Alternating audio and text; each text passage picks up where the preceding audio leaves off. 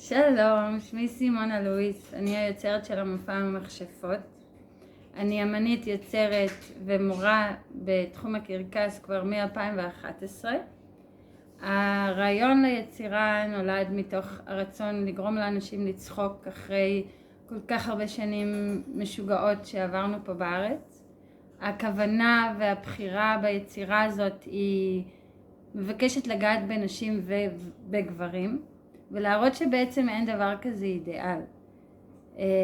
לא שום שיקוי ולא שום דבר יהפוך את הכל להיות מושלם.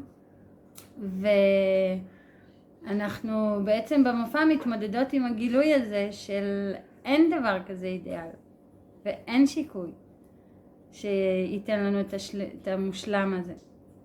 אז משם אנחנו מקוות לגרום לאנשים לצחוק ולהתרגש. ובסרטון אני אראה לכם גם חלק מהחקירה שלי ושל יסמין בתחום התנועה, ובתחום טכניקה מאוד מאוד עתיקה בתחום הקרקס, שזה נקרא תלייה מהשיער בעצם, ואנחנו רוצות להעמיק בזה ולפתח את זה.